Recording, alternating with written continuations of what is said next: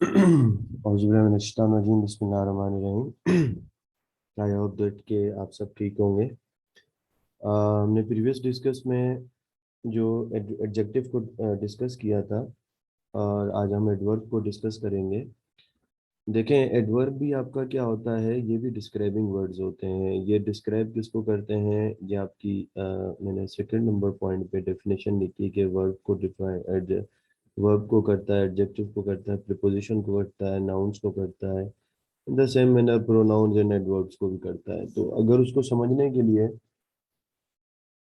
मैंने क्या किया है, यहाँ पे एग्जांपल्स लिखी हैं। जैसे अगर आपकी पहली एग्जांपल्स है कि he walked slowly across the road, ठीक है। अब यहाँ पे जो ये वॉकड है, ये वर्ब है, और इसको स्लोली क्या कर रहा है, ये जो मैं अंडरलाइन करके भी करना चाह रहा हूँ, ये आपका स्लोली जो है किसको क्वालिफाई कर रहा है, वर्ब को क्वालिफाई कर रहा है, ठीक है।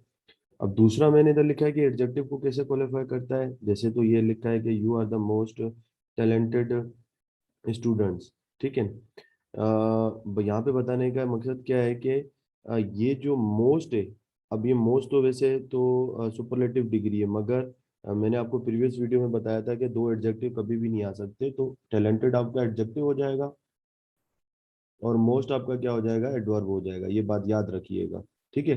तो यहाँ पे एडवर्ब किसको क्वालिफाई कर रहा है, एडजेक्टिव को कर रहा है। ये मैंने ये अंडरलाइन करके भी और ब्रैकेट में भी लिखा हुआ है, ठीक है। इन द सेम मैनर, अब ये क्या नाम है, एडवर्ब को कैसे क्वालिफाई करता है। अगर दो एडवर्ब साथ में आ जाते हैं, मैं अगर इसको ए एडवर्ब वन कह देता हूँ, इसको एडवर्ब टू कह दूँ, तो ये आपके लिए आसानी हो जाएगी। देखें, जैसे दे रन क्वाइट फास्ट, ठीक है। तो ये जो क्वाइट है, ये भी क्या है, इसको अंडरलाइन कर देते हैं और बोल्ड भी कर देते हैं। ये आपका क्या एडवर्ब है। और ये फास्ट भी क्या है, ये भी आपका एडवर्ब है। तो एडवर्ब एडवर्ब को क्वालिफाई कर सकता है, मगर एडजेक्टिव एडजेक्टिव को क्वालिफाई नहीं कर सकता। बस आपने ये याद रखना है। इन द सेम मैनर आपका आ, जो है ना, प्रीपोजिशन को कैसे करता है, ये क्वालिफाई कैसे करता है। देखें, ये जो है ना आपका, ये बिफोर जो है आपका क्या कहलाता है, प्रीपोजिशन होता है। हम लोग यूजली हम इसको ले रहे होते हैं, प्रीपोजिशन लेते हैं, मगर ये यहाँ पे एडवर्ब है। ये तो मैं इसको लिखना यहाँ पे, आप इसको ये कह सकते हैं कि ये एडवर्ब है यहाँ पर। तो एडवर्ब का काम कर रहा है, तो प्रीपोजिशन को भी ये क्वालिफाई करता है, ठीक है। तो ये बिफोर यहाँ पे क्या हुआ है, एज एडवर्ब के तौर पर काम कर रहा है। उसके बाद आपका क्या है, नाउन को कैसे करता है। देखें, ये जो ना, ये रियल जो वर्ड है, ये रियल आपका एडवर्ब है, ठीक है। इसको मैं अंडरलाइन कर देता हूँ। इसी तरह ये जो सरप्राइज है, ये मैंने यहाँ लिखा नहीं, तो ये मैं इसको आगे भी लिख के कर सकता हूँ। तो ये बेसिकली आपका क्या है, नाउन है। तो यहाँ पे आप देख सकते हैं कि ये नाउन को भी क्या कर रहा है, क्वालिफाई कर रहा है। उसके बाद ये प्रोनाउन को कैसे क्वालिफाई करता है। अब ये देखें, ये जैसे ये रियल है, ठीक है। तो इसको अगर हम अंडरलाइन करके कर देते हैं, ये रियल आपका एडवर्ब हो गया। अब ये क्वालिफाई किसको कर रहा है, दे को कर रहा है, ठीक है। ये दे आपका क्या नाम है, प्रोनाउन है। तो आई रिपीट कि एडवर्ब बेसिकली क्या होते हैं, ये डिस्क्राइबिंग वर्ड्स होते हैं। ये मॉडिफाई किसको करते हैं, वर्ब को करते हैं, एडजेक्टिव को कर सकते हैं, प्रीपोजिशन को करते हैं, नाउन को कर सकते हैं, प्रोनाउन को एंड एडवर्ब को। और ये बात याद रख लेते हैं कि ये जो पॉइंट है कि एडवर्ब एडवर्ब को क्वालिफाई कर सकता है, ठीक है।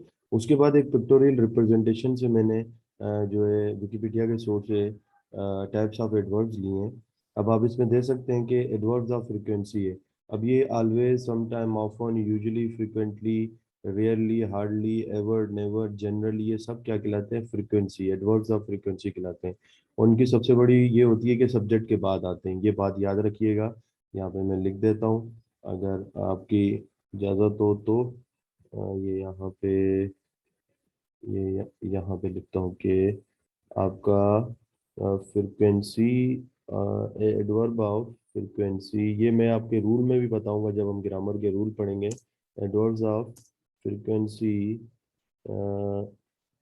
Come comes after the subject, ठीक है।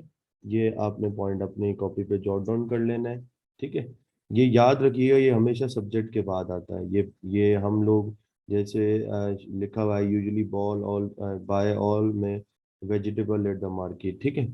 अब जैसे एडवर्ब्स ऑफ मैनर है, अब ये मैनर का आपको पता है कि efficiently, painfully, carefully, slowly, badly, easily, जैसे ये वाली एग्जांपल थी यहाँ पे। तो मैं अगर इसकी अगर टाइप्स बताना चाहूँ तो ये एडवर्ब ऑफ मैनर है, ठीक है ना। तो ये यहाँ पे शो हो रहा है, एडवर्ब ऑफ मैनर शो हो रहा है। तो अगर आप टाइप में, अगर आपसे पेपर में पूछा जाता है तो आप पेपर में इस तरह इसको बता सकते हैं, ठीक है।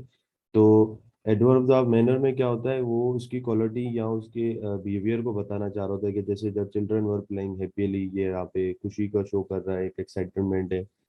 इन द सेम मैनर दूसरे में the police dealt with the incident very efficiently, यहाँ पे क्वालिटी और एक मैनर को बताया जा रहा है। तो ये आप याद रखिएगा, इसका ये कोई नहीं होता, ये कहीं पे भी आ सकते हैं, मतलब ड्यूरिंग द सेंटेंस ये एट द एंड भी आ सकते हैं, शुरू में भी आ सकते हैं, तो दो आप इससे घबराइएगा नहीं।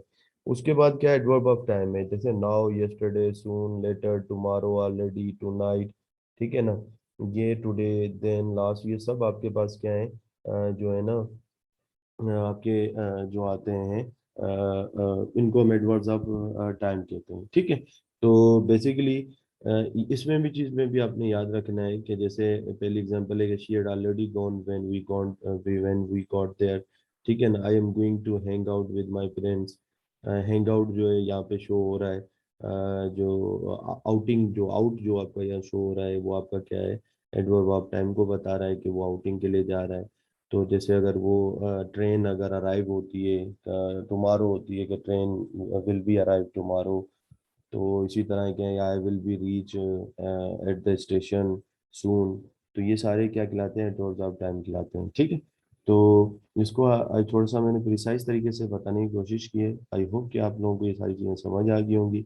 अब इसमें होता क्या है कि यूजली हम लोगों के यहाँ जब एरर का बताया जाता है, या एमसीक्यूज में federal public service commission, national public service commission के एमसीक्यूज में पूछा जाता है, तो हमें आइडेंटिफाई करना होता है कि which is your adverb and which is your adjective. तो ये आपको पता होनी चाहिए सारी टिक्स के एडवर्ब कैसे क्वालिफाई करता है, और आपको ये सारी चीज़ें पता होनी चाहिए। ये पॉइंट आपका सबसे इंपॉर्टेंट है कि एडवर्ब एडवर्ब को क्वालिफाई करता है, सबसे ज़्यादा ये चीज़ पूछी जाती है जो मैंने अंडरलाइन करके लिखी, या आप भी खुद भी अंडरलाइन कर सकते हैं, ठीक है गाइस। Thank you. इंशाल्लाह नेक्स्ट वीडियो में मिलते हैं। अब अपना ख्याल रखिएगा। अल्लाह हाफिज़।